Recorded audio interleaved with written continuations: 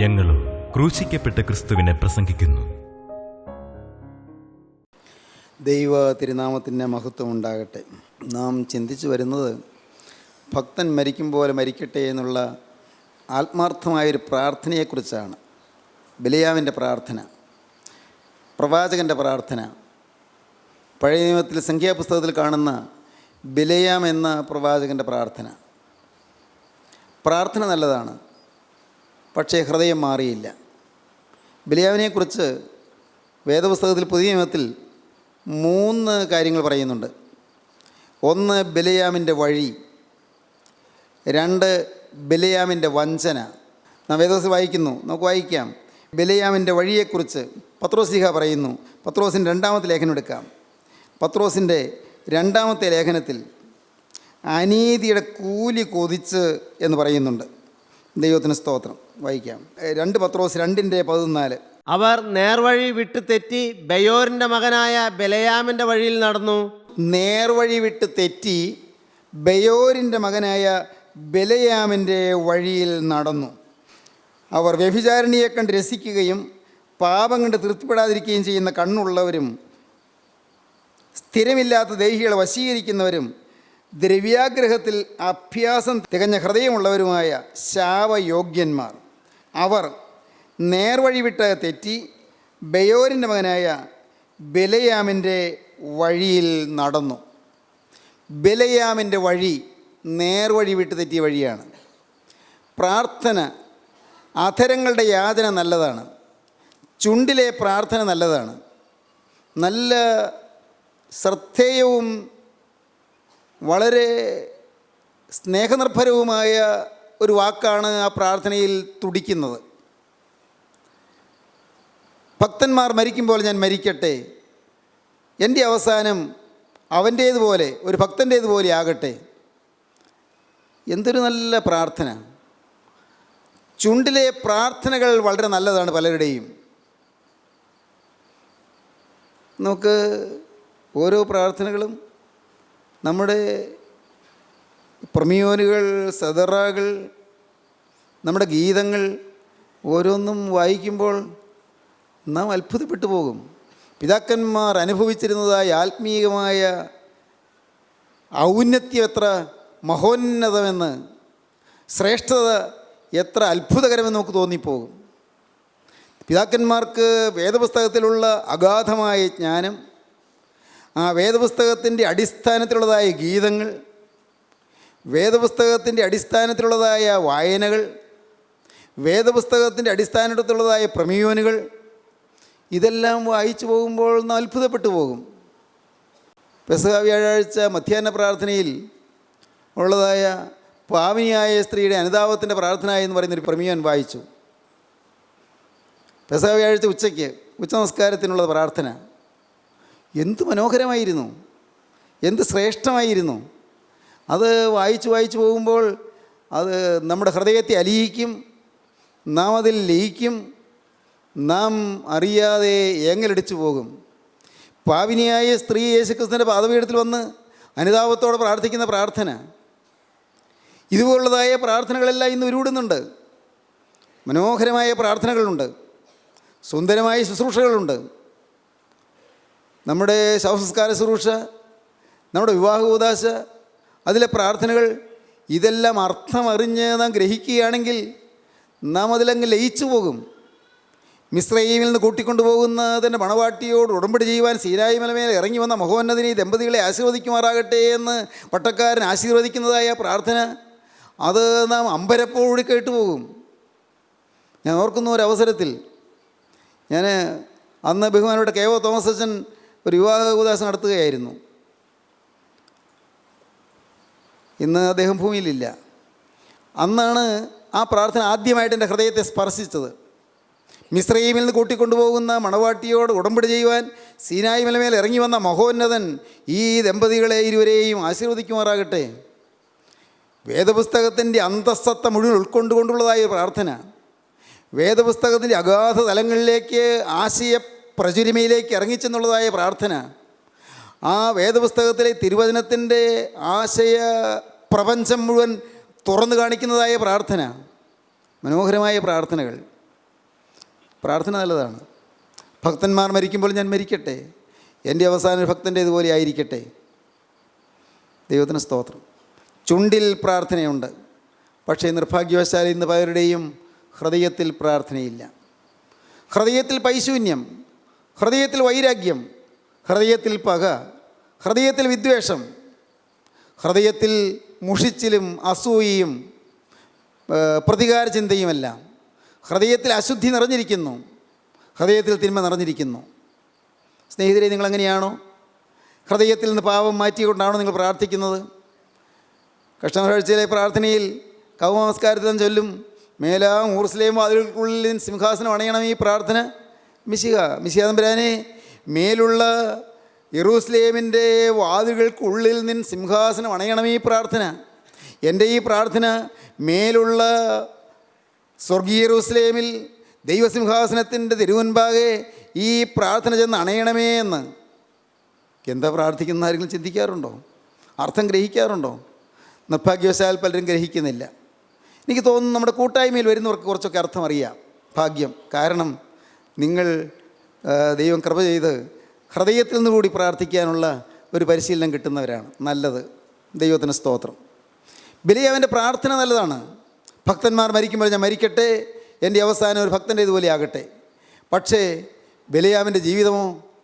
ബിലിയാമിന് ധാരാളം ഭാഗ്യാനുഭവങ്ങൾ ലഭിച്ചു. ഒന്ന്, ദൈവം ബിലിയാമിന് പ്രത്യക്ഷനായി. നാം കഴിഞ്ഞ പ്രാവശ്യം ചിന്തിച്ചു. ഒന്ന്, ബിലിയാമിന് ദൈവം പ്രത്യക്ഷനായി. ദൈവം ബിലിയാമിൻ്റെ അടുക്കൽ വന്നു. ദൈവം ബിലിയാമിനോട് സംസാരിച്ചു. രണ്ട്, ദൈവം ബിലിയാമിൻ്റെ കണ്ണു തുറന്നു. മൂന്ന്, ദൈവം ബിലിയാമിൻ്റെ തെറ്റുകൾ ചൂണ്ടിക്കാണിച്ചുകൊണ്ട് നിൻ്റെ വഴി നാശകരമെന്ന് തുറന്നു പറഞ്ഞുകൊണ്ട് ബിലിയാമിന് കറക്ഷൻ കൊടുത്തു, തിരുത്തൽ കൊടുത്തു. നാലാമത്തെ കാര്യം എന്താണ്? നമുക്ക് വായിക്കാം. സംഖ്യാപുസ്തകം 23-ാം അധ്യായം 5-ാം വാക്യം. എന്നാറെ യഹോവ ഒരു വചനം ബിലയാമിന്റെ നാവിന്മേലാക്കി കൊടുത്തു. യഹോവ ഒരു വചനം ബിലിയാമിൻ്റെ നാവിന്മേലാക്കി കൊടുത്തു. ബിലിയാമിന് പ്രവചനവരം കൊടുത്തു. വചനം നാവിൽ വരച്ചു കൊടുത്തു. എന്തൊരു ഭാഗ്യം! സ്വർഗത്തിലെ ദൈവത്തിൻ്റെ വചനം ഒരു മനുഷ്യൻ്റെ നാവിൽ വരച്ച് കിട്ടുക, അതെന്തൊരു ഭാഗ്യമാണത്. ദൈവത്തിൻ്റെ വചനം ഈ പാവപ്പെട്ട മനുഷ്യൻ്റെ നാവിന്മേൽ ദൈവം വരച്ച് കൊടുക്കുക. ദൈവം ആ വചനം നാവിന്മേൽ എഴുതി കൊടുക്കുക, ഹൃദയ പലകയിൽ എഴുതി കൊടുക്കുക, നാവിൽ വരച്ച് കൊടുക്കുക. എന്താണ് ഒന്നുകൂടെ വായിക്കൂ. എന്നാറെ യഹോവ ഒരു വചനം ബിലയാമിന്റെ നാവിന്മേലാക്കി കൊടുത്തു. ദൈവം ഒരു വചനം ബിലയാമിൻ്റെ നാവിന്മേലാക്കി കൊടുത്തു. ദൈവത്തിന് സ്തോത്രം. ഈ നാവ്, എൻ്റെ ദൈവമേ, ഈ നാവ് എന്തെല്ലാം അബദ്ധങ്ങൾ പറഞ്ഞ നാവാണ്, വ്യാജം പറഞ്ഞ നാവാണ്. ഈ നാവ് പലരെയും കുറ്റം പറഞ്ഞ നാവാണ്, ചിലരെ ദുഷിച്ച നാവാണ്, ചിലരെ വിധിച്ച നാവാണ്, ചിലരെ തരം താഴ്ത്തിയ നാവാണ്, ഒരുപക്ഷെ പരിഹസിച്ച നാവാണ്, പുച്ഛിച്ച് സംസാരിച്ച നാവാണ്, കാര്യമറിയാതെ ചിലരെക്കുറിച്ച് അപവാദം പറഞ്ഞ നാവാണ്. എൻ്റെ ദൈവമേ, എന്തെല്ലാം വ്യാജം പറഞ്ഞ നാവാണ്.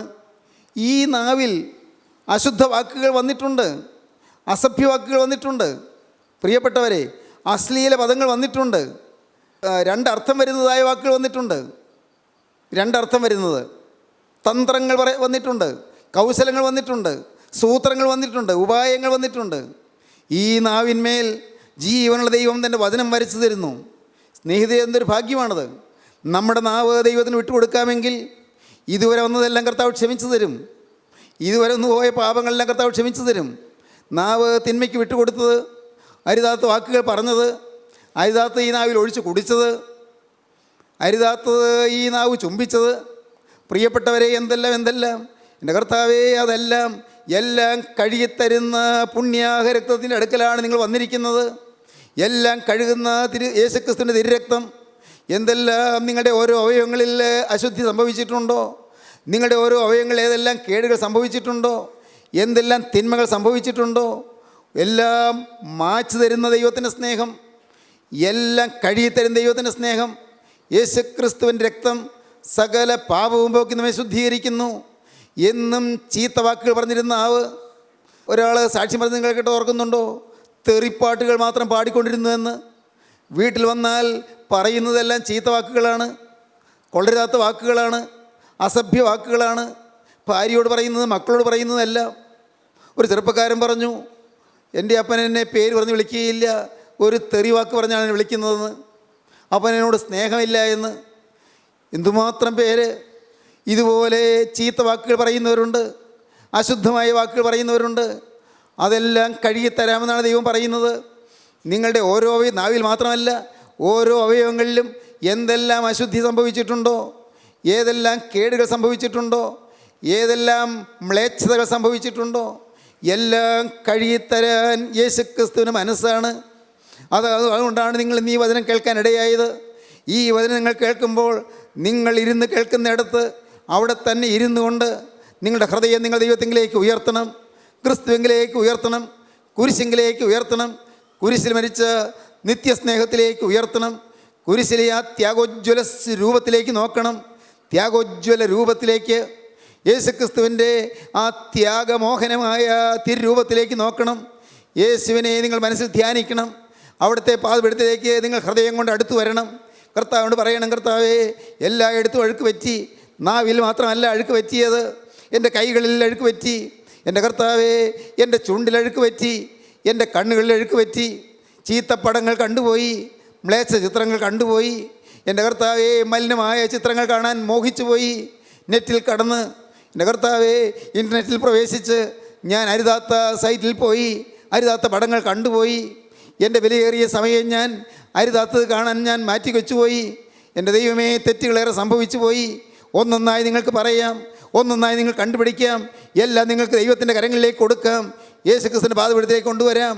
നിങ്ങളുടെ പാപഭാര ചുമട് എല്ലാം കൊണ്ടുവരിക, പാപഭാര ചുമടുകളെല്ലാം കൊണ്ടുവന്ന് കുരിശിൻ ചുവട്ടിലേക്ക് വയ്ക്കുക. നിങ്ങൾ ബൈക്ക് ഓടിച്ച് പോകുമ്പോൾ നിങ്ങൾ മിന്നി നടന്നത്, നിങ്ങൾ ചെത്തി നടന്നത്, ചെറുപ്പക്കാരെ പറയട്ടെ, ആ ഒരു വാക്ക് കേട്ടിട്ടുണ്ടോ? ചെത്തി നടക്കുക, ആളുകളെ ഭ്രമിപ്പിച്ച് നടന്നത്, പെൺകുട്ടികളെ വിഭ്രമിച്ച് നടന്നത്, പെൺകുട്ടികളെ ആകർഷിക്കാൻ വേണ്ടി നടന്നത്, എന്തെല്ലാം ചിലരെ കുരുക്കിലാക്കിയത്.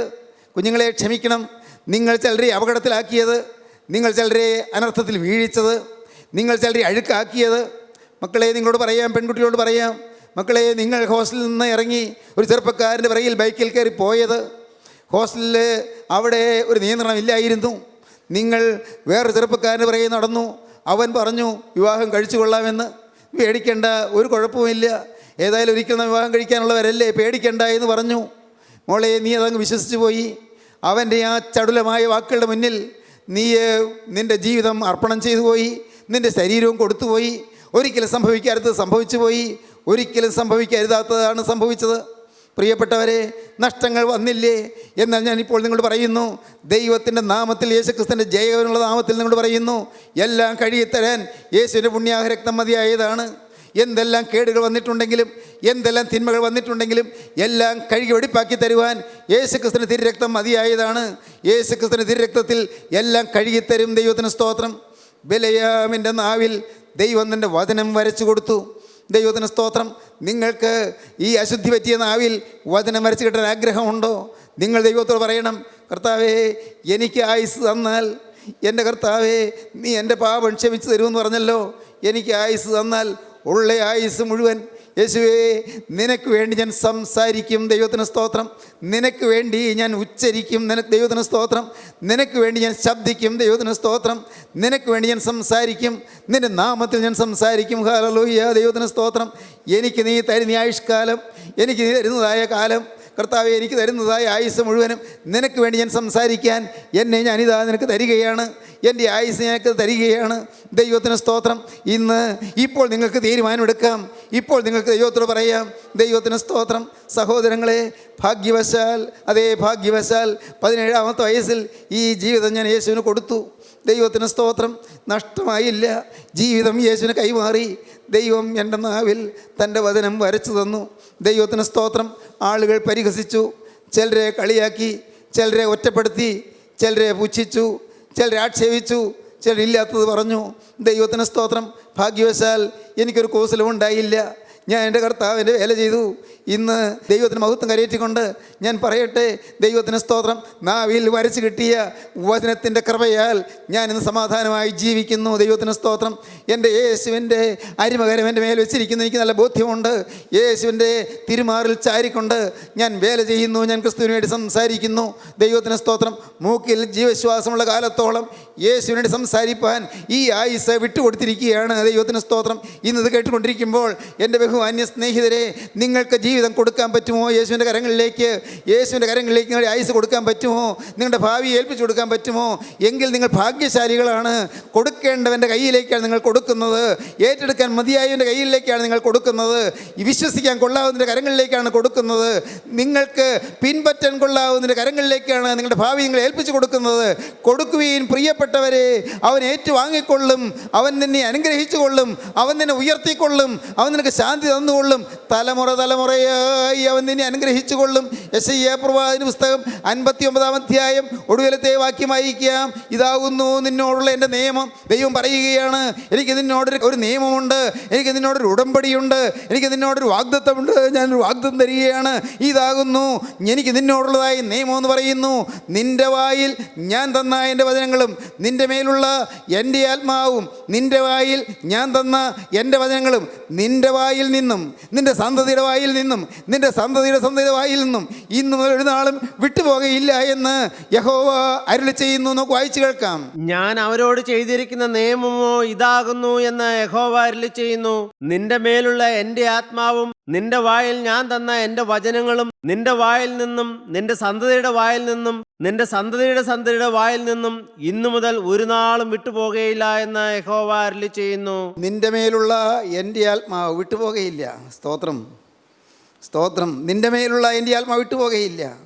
നിന്റെ മേലുള്ള എൻ്റെ ആത്മാവും നിന്റെ വായിൽ ഞാൻ തന്ന എൻ്റെ വചനങ്ങളും നിന്റെ വായിൽ നിന്നും നിന്റെ സന്തതിയുടെ വായിൽ നിന്നും നിന്റെ സന്തതിയുടെ വായിൽ നിന്നും ഇന്നു മുതൽ ഒരു നാളും വിട്ടുപോകുകയില്ല എന്ന്, ഇന്നു മുതൽ ഒരു നാളും വിട്ടുപോകുകയില്ല എന്ന് യഹോവ അരുളി ചെയ്യും. ദൈവം തരുന്ന നിയമമാണ്. ദൈവം നിനക്ക് തരുന്നതായ കവനൻ്റാണ്. ദൈവം നിനക്ക് തരുന്നതായ ഒരു നിയമമാണ്. ദൈവം നിനക്ക് തരുന്നതായ ഉടമ്പടിയാണ്. ദൈവത്തിന് സ്തോത്രം. ദൈവത്തിൻ്റെ പ്രതിജ്ഞയാണ്. ദൈവം വചനമാക്കി കൊടുത്തു. ബലിയാവൻ ഭാഗ്യശാലിയാണ്. പക്ഷേ എന്നിട്ടും അവന് നല്ല മരണം കിട്ടിയില്ല. നല്ല മരണം കിട്ടിയില്ല. അഞ്ചാമത്തെ കാര്യം എന്താണ്? ദൈവം വചനം കൊടുത്തു. ദൈവം പ്രത്യക്ഷനായി. ദൈവം ബലിയാവിൻ്റെ അടുത്ത് വന്നു. ദൈവം സംസാരിച്ചു. ദൈവം ബലിയാവിൻ്റെ കണ്ണു തുറന്നു. ദൈവം ബലിയാവിന് കറക്ഷൻ കൊടുത്തു. തെറ്റുകൾ തിരുത്താനുള്ളതായ ബുദ്ധിയുപദേശം കൊടുത്തു. ഇപ്പോൾ ദൈവം തൻ്റെ വചനം ബലിയാവിൻ്റെ നാവിൽ കൊടുത്തു. ബലിയാം വചനം സംസാരിച്ചു. വചനം സംസാരിച്ചു. ശ്രേഷ്ഠ വചനം സംസാരിച്ചു. അനുഗ്രഹീത വചനം സംസാരിച്ചു. അടുത്ത കാര്യം എന്താണ്? വായിക്കാം. 24-ാം അധ്യായം 2-ാം വാക്യം. ബിലെയാം തല ഉയർത്തി ഇസ്രായേൽ ഗോത്രമായി പാർക്കുന്നത് കണ്ടു. ദൈവത്തിൻ്റെ ആത്മാവ് അവൻ്റെ മേൽ വന്നു. ദൈവത്തിൻ്റെ പരിശുദ്ധാത്മാവ് ബിലെയാമിൻ്റെ മേൽ വന്നു. എന്താണിത്?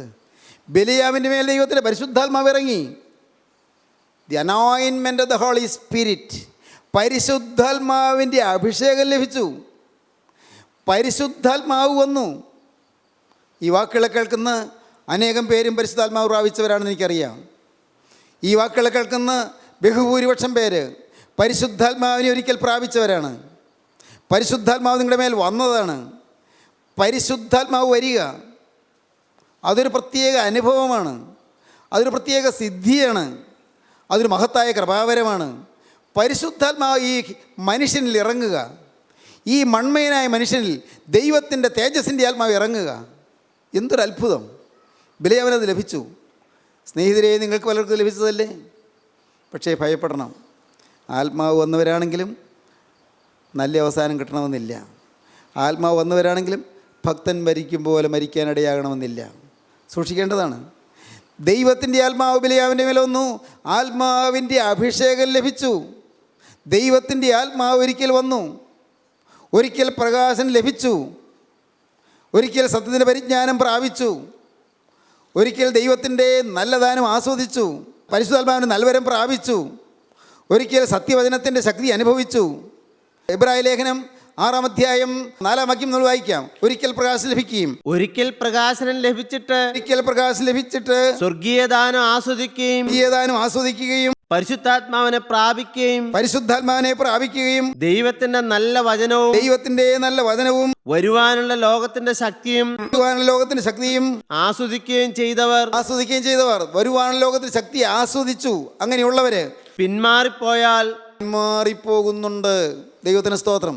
പിന്മാറിപ്പോയാൽ തങ്ങൾക്ക് തന്നെ ദൈവപുത്രനെ വീണ്ടും ക്രൂശിക്കുന്നവരും തങ്ങൾക്ക് തന്നെ ദൈവപുത്രനെ വീണ്ടും ക്രൂശിക്കുന്നവരായി തീരും. അവനെ ലോകാപവാദം വരുത്തുന്നവരും ആകൊണ്ട് അവൻ യേശുക്രിസ്തുവിന് ലോകാപവാദം വരുത്തുന്നവര്, ദൈവത്തിന് നാമം ദുഷിക്കുന്നവര്, യേശുക്രിസ്തുവിന് ലോകാപവാദം വരുത്തുന്നവരും ആകൊണ്ട് അവരെ പിന്നെയും മാനസാന്തരത്തിലേക്ക് പുതുക്കുവാൻ കഴിവുള്ളതല്ല. അവരെ പിന്നെയും മാനസാന്തരത്തിലേക്ക് പുതുക്കുവാൻ കഴിവുള്ളതല്ല. വളരെ ഗൗരവമേറിയ വാക്യമാണ്. എബ്രായ ലേഖനം 10-ാം അധ്യായത്തിൽ നമുക്ക് വായിക്കാം. എബ്രായ ലേഖനം 10-ാം അധ്യായത്തിൻ്റെ ലാസ്റ്റ് പാരഗ്രാഫ്, അവസാനത്തെ ഖണ്ഡിക. സത്യത്തിന്റെ പരിജ്ഞാനം ലഭിച്ച ശേഷം നാം മനഃപൂർവ്വം പാപം ചെയ്താൽ പാപങ്ങൾക്ക് വേണ്ടി ഇനി ഒരു യാഗവും ശേഷിക്കാതെ ന്യായവിധിക്കായി ഭയങ്കരമായ ഒരു പ്രതീക്ഷയും എതിരികളെ ദഹിപ്പിക്കാനുള്ള ക്രോധാഗ്നിയുമേയുള്ളൂ. മോശയുടെ ന്യായപ്രമാണം അനുസരിക്കാത്തവന് കരുണ കൂടാതെ 2-3 സാക്ഷികളുടെ വാമൊഴി കേട്ട് മരണശിക്ഷ കൽപ്പിക്കുന്നുവല്ലോ. ദൈവപുത്രനെ ചവിട്ടിക്കളയുകയും അങ്ങനെയുള്ളവര് ദൈവപുത്രനെ ചവിട്ടിക്കളയുകയാണ്. ഒരിക്കൽ പ്രകാശം ലഭിച്ചിട്ട് ആ ദൈവപുത്രനെ ചവിട്ടിക്കളയുന്നവര്, ദൈവപുത്രനെ വീണ്ടും ക്രൂശിക്കുന്നവര്, അങ്ങനെയുള്ളവര് കൃപയുടെ ആത്മാവിനെ നിന്ദിക്കുകയും ചെയ്തു. അവരുടെ മേൽ പകർന്ന ദൈവത്തിന്റെ കൃപയുടെ ആത്മാവിനെ നിന്ദിച്ചു. സൗജന്യദാനമായി പകർന്ന ആത്മാവിനെ നിന്ദിച്ചു. എത്ര കഠിനമേറിയ ശിക്ഷയ്ക്ക് പാത്രമാകും എന്ന് ഇങ്ങനെയുള്ളവര് കഠിനമേറിയ ശിക്ഷയ്ക്ക് പാത്രമാകും. ദൈവത്തിന് സ്തോത്രം. കാര്യം ഗൗരവമാണ്. പത്രോസിന്റെ 2-ാമത്തെ ലേഖനം 2-ാം അധ്യായം എടുക്കൂ, അതിന്റെ 20-ാം വാക്യം വായിക്കൂ. കർത്താവും രക്ഷിതാവുമായ യേശുക്രിസ്തുവിന്റെ പരിജ്ഞാനത്താൽ ലോകത്തിന്റെ മാലിന്യം വിട്ടോടിയവർ ലോകത്തിന്റെ മാലിന്യം വിട്ട് ഓടിയതായിരുന്നു, അതിൽ വീണ്ടും കുടുങ്ങി വീണ്ടും ലോകത്തിന്റെ മാലിന്യങ്ങളിൽ കുടുങ്ങി തോറ്റുപോയാൽ അവരുടെ ഒടുവിലത്തെ സ്ഥിതി ആദ്യത്തേതിനേക്കാൾ അധികം വഷളായിപ്പോയി. അവരുടെ ഒടുവിലത്തെ സ്ഥിതി ആദ്യത്തിനേക്കാൾ അധികം വഷളായിപ്പോയി. പ്രിയപ്പെട്ടവരെ, ബെലയാവിന് ആത്മാവിൻ്റെ കൃപാവരം ലഭിച്ചു. പരിശുദ്ധാത്മാവിൻ്റെ മേൽ വന്നു. പരിശുദ്ധാത്മാ അഭിഷേകം ലഭിച്ചു. വചനം നാവിൽ കിട്ടി. വചനം പ്രസംഗിച്ചു. പരിശുദ്ധാത്മാവിൻ്റെ അഭിഷേകം ലഭിച്ചു. ആത്മാവിൻ്റെ മേൽ വന്നു. പ്രവചനത്തിൻ്റെ ആത്മാവ് ലഭിച്ചു. വരാനിരിക്കുന്ന കാര്യങ്ങൾ പ്രവചിച്ചു.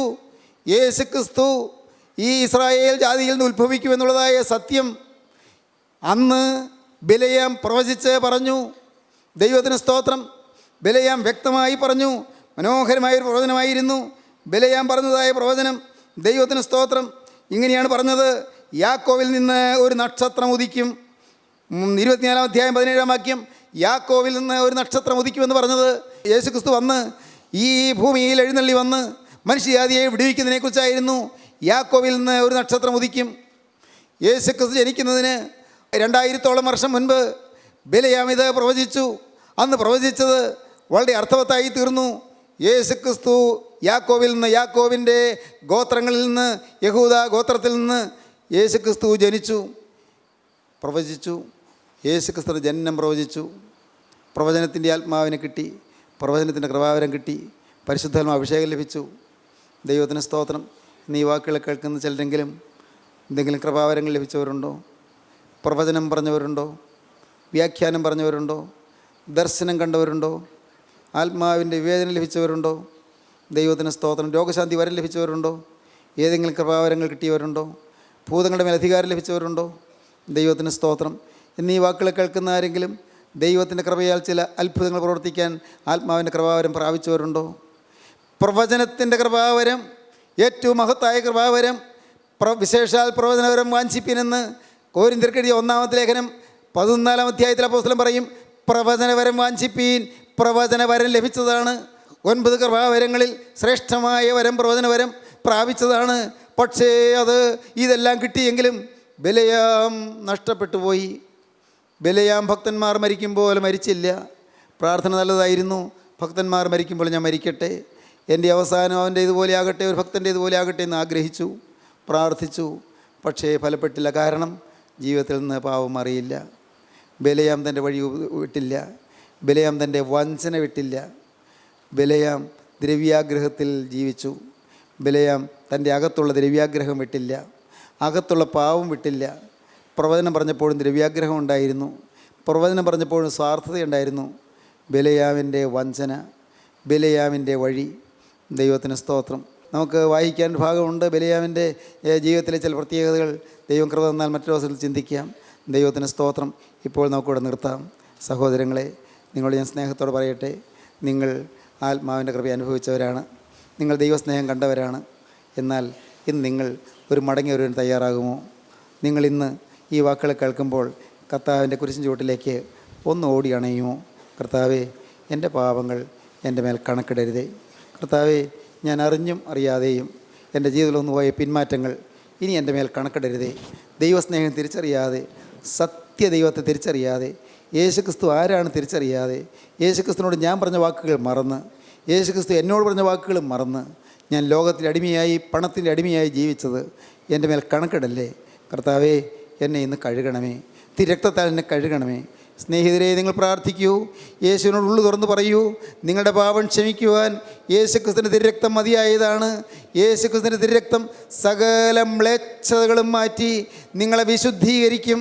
ദൈവത്തിൻ്റെ ഇഷ്ടമോ നിങ്ങളുടെ ശുദ്ധീകരണം തന്നെ. നിങ്ങളുടെ ദേഹവും നിങ്ങളുടെ ആത്മാവും അശേഷം കളങ്കമില്ലാത്തതായി ആനന്ദത്തോടെ നിർത്തുവാൻ ശക്തിയുള്ളവനാണ് കർത്താവായ യേശുക്രിസ്തു. അശേഷം ബാക്കിയില്ലാതെ മുഴുവനും കഴുകി നിങ്ങളെ വെടിപ്പാക്കുവാൻ യേശുവിന് മനസ്സാണ്. ഇപ്പോൾ നിങ്ങൾ ക്രിസ്തുവിൻ്റെ പാദപീഠത്തിൽ അടഞ്ഞുകൊണ്ട് യേശുവിനോട് പറയൂ, കർത്താവേ, എന്നെ തന്നെ ഞാനിതാ തിരുമുൻപാകെ അർപ്പണം ചെയ്യുന്നു. എൻ്റെ മേൽ നിൻ്റെ ആണിപ്പാടുള്ള കരം ഒരു പ്രാവശ്യം കൂടി വെക്കണമേ. ഒരിക്കൽ കൂടി എൻ്റെ മേൽ നിൻ്റെ കരം വെക്കണമേ. എന്നെ തൊടണമേ, എന്നെ തലോടണമേ. എൻ്റെ ഹൃദയത്തിൻ്റെ പാപങ്ങൾ കഴുകി മാറ്റണമേ. തിരുരക്തത്താൽ എനിക്ക് മുദ്ര തരണമേ. തിരുരക്തത്താൽ എന്നെ മുദ്ര അണിയിക്കണമേ. കർത്താവേ, തിരുരക്തത്താൽ എന്നെ കഴുകണമേ. എന്നെ നിൻ്റെ രാജ്യത്തിൻ്റെ അവകാശിയാക്കി മാറ്റണമേ. എപ്പോൾ കടന്നുപോയാലും നിത്യരാജാധിരാജനായ യേശുവിൻ്റെ സന്നിധാനത്തിൽ എത്തിച്ചേരുവാൻ തക്കവണ്ണം മുഖപ്രസന്നതയോടെ തിരുവൻപാകെ വന്ന് അവിടുത്തെ പാദപീഠം ഒത്തുവാൻ എനിക്ക് ഭാഗ്യം തരണമേ. നിന്റെ രണ്ടാമത്തെ വരയിൽ പറന്നു വരുന്ന വിശുദ്ധന്മാരുടെ നിരയിൽ പറക്കുവാൻ കൃപ തരണമേ. അതിൽ നിന്ന് സ്തുതിയുടെ ചിറക് ധരിപ്പിക്കണമേ. എന്നെ അനുഗ്രഹിക്കണമേ. പ്രാർത്ഥിപ്പീൻ. നമുക്ക് സമർപ്പിക്കാം, നമുക്ക് പ്രാർത്ഥിക്കാം. കാരുണ്യവാനേ, തിരുവചനങ്ങൾക്കായി സ്തോത്രം. വചനം കേട്ട ഈ മക്കൾക്കായി സ്തോത്രം. എല്ലാവരെയും വിശുദ്ധീകരിക്കണമേ, എല്ലാവരെയും അനുഗ്രഹിക്കണമേ. യേശുവിൻ നാമത്തിൽ തന്നെ. ആമീൻ.